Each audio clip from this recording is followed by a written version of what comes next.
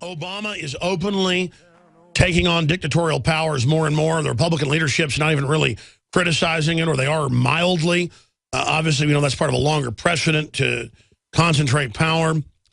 But Obamacare was designed, as we know, to implode health care, but it's extremely unpopular. But they don't seem to care. They just go forward with every program, even if it's unpopular, like they're trying to catch up.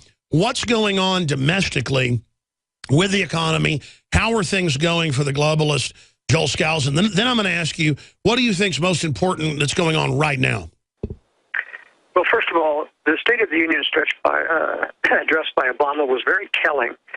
The biggest thing that he announced really was a minimum wage increase to $10.10. And everything else was downplayed. Now, this is very telling, Alex, because it means instead of broadcasting what his agenda is going to be in the next year, he was downplaying it. Oh, he mentioned amnesty and that we need to pass it. He mentioned disarmament. He mentioned some of these other things. But were he to come out and make a major presentation, we're going to have this, I'm presenting this amnesty bill, and I'm presenting this major design. There is a crescendo, a wave of opposition to Obama, and I feel that the downplaying of these issues in the State of the Union was specifically meant not to raise up the opposition, not to get everything stirred up. They want to slip these in either through executive orders or through they're compromised Republicans like John Boehner, getting him to go. He's preparing to go along with the amnesty. So that's how I view the Obama administration. They're very much aware he's under fire. He's very unpopular. And that's why, as I mentioned in today's World Affairs Brief, he threw a bone to Marco Rubio, Senator Rubio.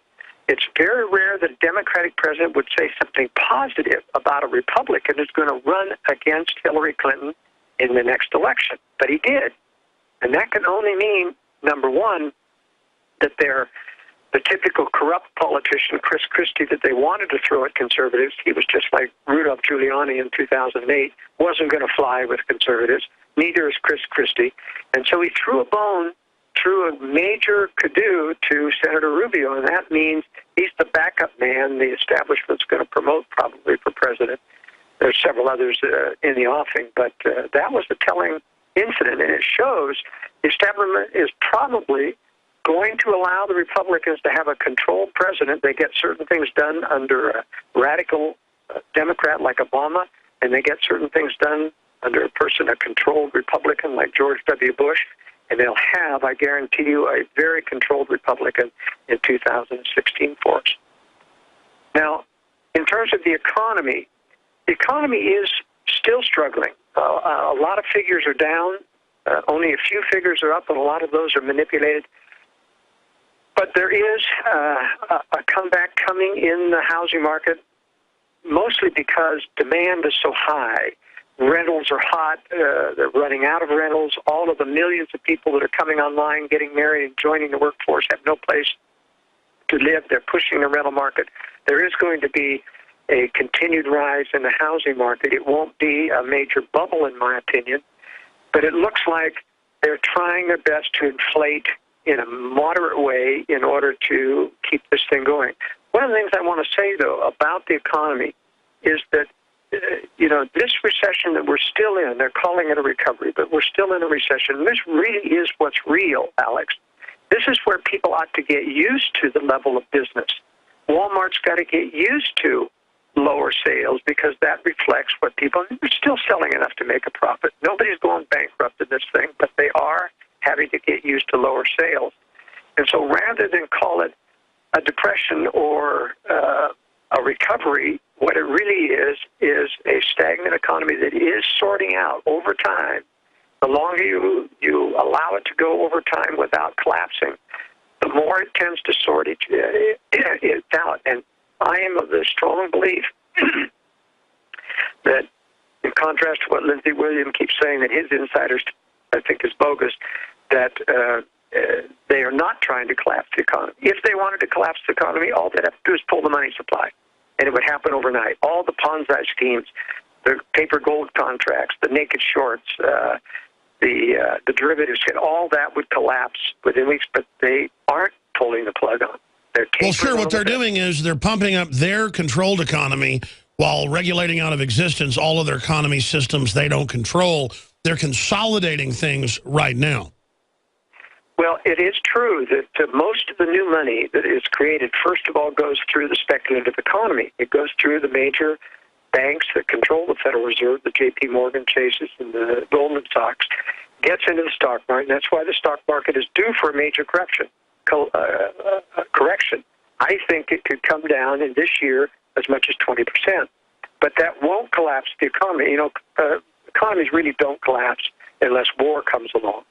They do go down. There are depressions, but all of those things are caused by pulling the money supply, just like the depression in 1929 through 30. And they're not showing any signs right now pulling the money supply. They're showing all the signs of continuing to bail things out. Now, I'm not predicting that things are good. They aren't good. But I see every sign that the powers that be don't want to pull the plug, don't want to cause it. They want a long, cold depression against everybody but the sectors and combines they control. Let's expand out from that point. What do you make of the reports by the head of Saudi intelligence 4 months ago that he would launch al-Qaeda attacks inside Russia? We now see those unfolding. Do those look like those are real terror attacks, meaning to destabilize the Olympics, for Russia helping Syria? I see a motive there. Or does Putin have any type of motive for a false flag? Well, it's complex and hard to answer, Alex, because there's a lot that we can't prove. There have been reports of the Saudis threatening Putin. I personally don't believe it. I don't believe Saudi Arabia would ever get in the position of threatening Russia, who could squash them like a bug if they wanted to. There is legitimate, as I pointed out in a couple of World Affairs briefs back, the U.S. and Russia have both used false flag terrorism to gin up the war against terror so that they can use that to clamp down on opposition. But in doing so, both the U.S. and Russia have created real terror in response to their occupation, in response to their using false flag terror to justify clamping down on peoples. They have produced real terror. And so, in my estimation, there is real terror that happened in Volodgrad, and which is about 100 kilometers from Sochi. I'll tell you, the reports I've got from Sochi is that the KGB and the Secret Service of Russia is out in force. They've got anti-missile batteries on their camouflage nets. They have got hundreds and hundreds of special forces roaming the streets in plain clothes. Now, it could still happen, but boy, I tell you, Putin knows that the real terrorists want to embarrass him, and he's determined not to be embarrassed. But I'm frankly not buying the rumor or the propaganda that the Saudis are trying to take out or take on Russia directly. Well, regardless, we know that the globalists have been funding radical Islam in that area. And so why are the radical Islamicists activating ahead of the Olympics? Do you think the West is behind that? Well, not really. You've got to remember that the West is really supporting Russia and has been for many years. They do antagonize Russia to give Russia the excuse to go before their people and say, you know, the U.S. is meddling in our elections and other things. And the U.S. could do that covertly in a very smart way. They do it in kind of an obtuse way so that they can get caught, so that Putin can have the excuse to go before the people and build anti-American sentiment. And that's what he's doing. Sure.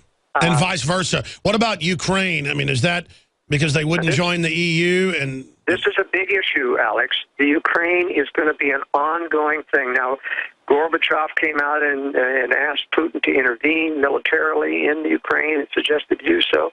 Putin visited the Ukraine, said no military intervention, but he did want to set down the guidelines. Here's what I think happening. Just like Hitler used attacks on Germans in the Sudetenland and Poland to justify an eventual invasion, Russia has put millions of Russians, immigrants, into Ukraine, into Georgia, into Belarus, into the Baltic states, and they're still there today as a minority. It would be very easy to get those people to, you know, have an attack mentality or get a false flag attack on them to justify Russian troop intervention. It's too early for that, however, and I don't think that Russia wants to move too soon. They're not ready to take on the United States in a major Third World War. That's why I don't think they're going to end up supporting Syria or Iran if they go down, just like they let Iraq go down. In other words, all of the major new weapon systems that both Russia and China are putting online are not supposed to come online or be in operational until at least 2020. So this is clearly too early to be creating a false flag excuse to go in militarily into Ukraine. That said, it's my analysis that this is going to be a festering thing that's going to go on for several years and will build into a crescendo that will spread into Georgia and Belarus and other countries that will eventually justify a Russian intervention. In the same sense, over in the Far East, China is really getting some hot rhetoric at the Davos International Economic Conference. They really went head-to-head with Japanese Prime Minister Abe, and threats and counter-threats. And the trouble is, the Eastern mentality is one of saving face, and they get up there and pound the pulpit and make threats to one another. It is very difficult for Orientals to back down and save face, especially the Chinese.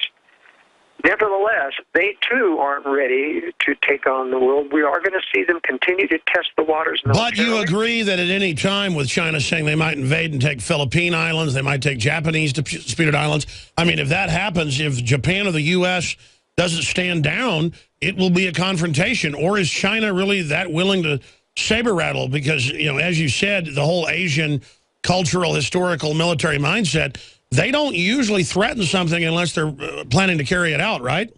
That's right. And as I say, they don't want to lose face. And I think they're going to test the waters by taking control militarily of some of these islands. And I think the U.S. is going to let them get away with it.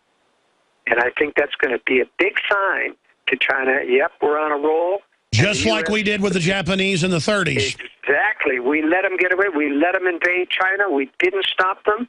And it only gave them more, enthusiasm for the fight. And so I think that's what you're going to see. I think you're going to see them take the Philippine Islands first, or they might take the ones down by Vietnam, which are disputed as well. They'll probably leave the Senkakus to last because Japan does have a fairly formidable defense force that could put up a fight. But I think you're going to see a little domino effect going on here, and you're going to see the U.S. show its conciliatory paper tiger nature. And we know what they're up to.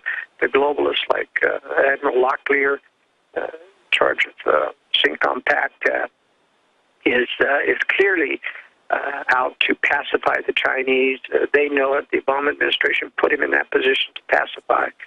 And it's going to create war someday. These people are playing soft in order to, invite this attack. I mean, China and Russia know that the West is a formidable enemy, and that's why they're aching for more disarmament, and they want more time. So we're going to see these things, play out over time, but I still think it's too early. Their weapon systems are not online. They are rushing things, though. Alex, they talk about the 4 new aircraft carrier groups that they're trying to put it in, or they're actually in construction. The keels are being laid. They're not supposed to, according to a report 6 months ago, be ready and operational till 2022 to 24. And the latest report coming out, the Chinese said they want them operational by 2020. That indicates that they're accelerating their timeline, or attempting to. And as I pointed out in my World Affairs brief last week, the closer they get to operational readiness for war with the West, the easier it is for them to go early by taking advantage of an opportunity that may present itself. Sure, that could happen any time then. And expanding on this, the Chinese are more than the Russians, from what I've seen, are sending up satellite killers. A lot of the satellites that are going down, it looks like there's some covert stuff going on. Undoubtedly, the West is probably sabotaging satellites and other space-based platforms. There's a whole bunch of stuff up there that's at least 30 years in advance of what we know. Bob Bowman and others confirmed that. So that's another issue. If this war kicks off, what will it look like if it starts in a regional deal, dominoes, gets out of control like World War I or other events? We're going to see some space war, aren't we? We are, but only after I think we absorb a nuclear first strike. Here's how I think it's going to come down, Alex. The trigger event has to be North Korea. North Korea is the most rogue element in the world, and yet it's being given a pass by the U.S. We don't do anything to stop its nuclear progress, unlike Iran.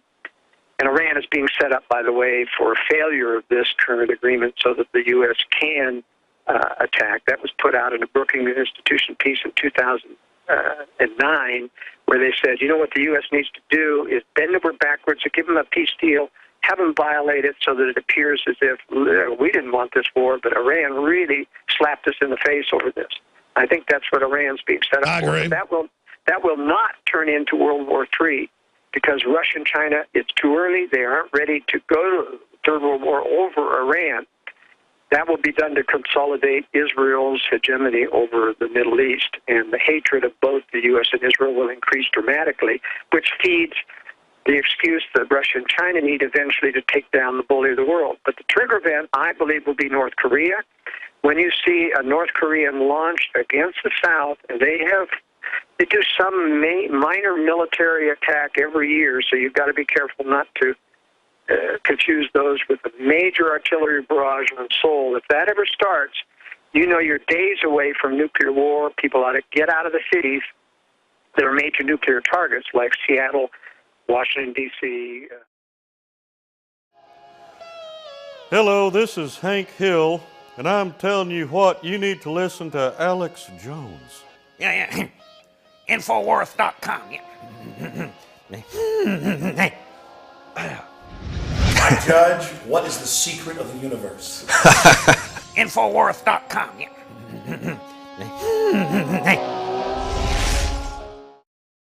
We got 4 minutes left, Joel Skousen. Thank you so much for the time. You've got the floor.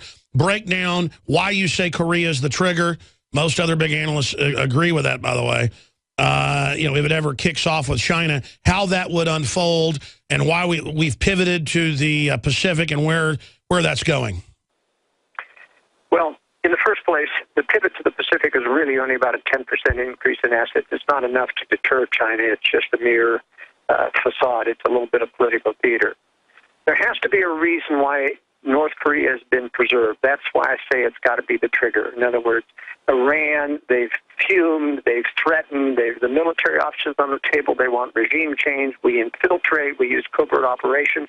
We do none of that with North Korea. In fact, we've guaranteed them no regime change and no military options on the table. Why? They're the most awful, god-awful regime in the world. And yet we do nothing. And that's only because, it can only be because the globalists know that they are the puppet of China and that they will be the trigger. Here's how I think it's going down. I think there will be an attack against South Korea. The North Koreans have over 2 million troops, 20,000 artillery tubes. They can level Seoul in a matter of 3 or 4 days. The only way the U.S. can stop that attack from taking over the South is using tactical nuclear weapons. And that would give China the excuse then to nuke the United States.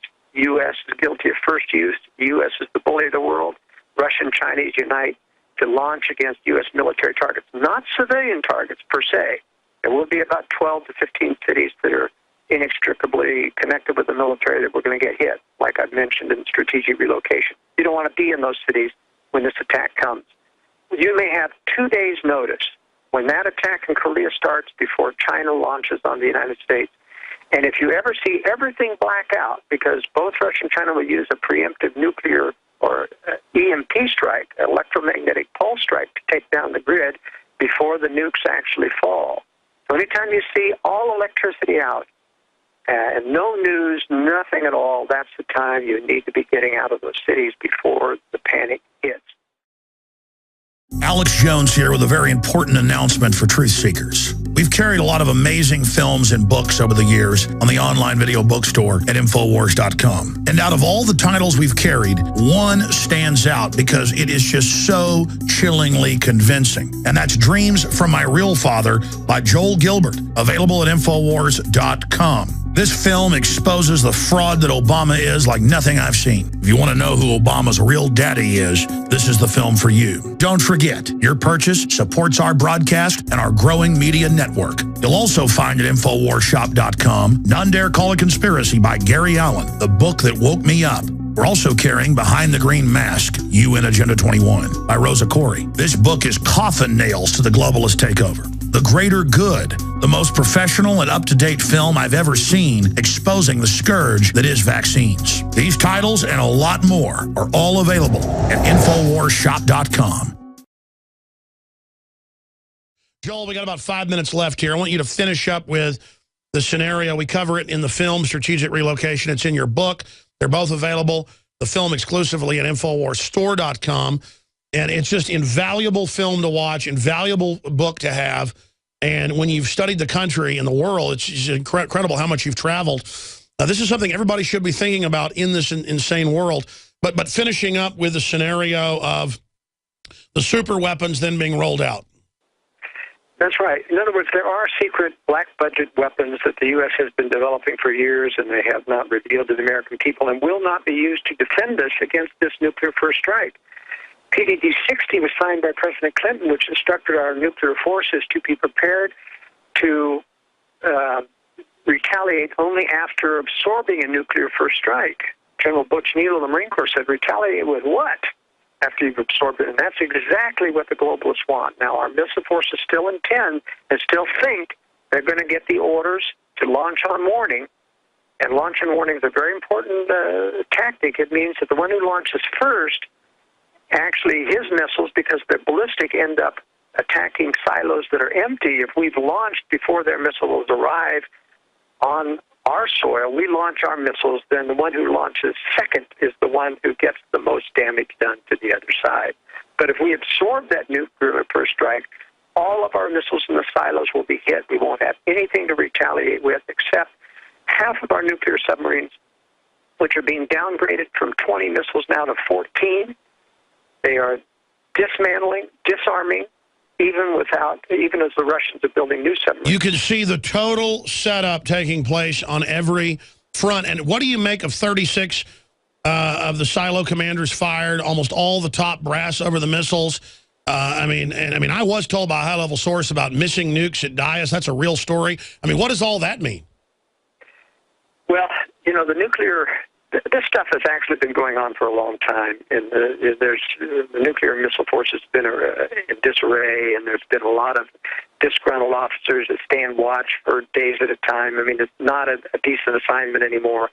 So there has been cheating on their exams. There has been some drug use and other things.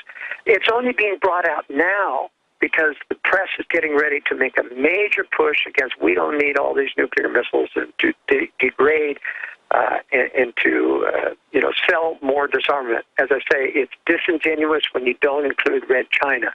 When you only have deals with Russia and Red China's still out there, I mean, this shows that it's a sham. That we're simply... Well, obviously, we're almost down to nothing now. We don't need to give them any weapons. But meanwhile, the government wants to obsess on veterans and gun owners all day. Homeland Security says we're the main threat while they fund al-Qaeda. And then Russia and China are arming to the teeth, and the West is doing every provocation to give them the moral high ground. It's the same old British intel model that we saw with Pearl Harbor and the rest of it. Get your enemy to attack you so you have the moral high ground. Well, let me finish with my scenario of how I think this war is going to play out. I think, there's going to be a major destruction of these 12 to 15 cities. The Russians and Chinese will try to blackmail the U.S. and Western Europe into submission.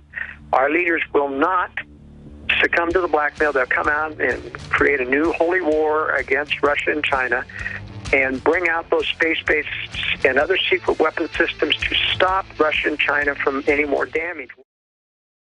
Visit Infowars.com and PrisonPlanet.com. When you're on the site, you can also tune in 24 hours a day to my daily radio broadcast. There's also a free iPhone app to listen to the syndicated radio show when and where you want.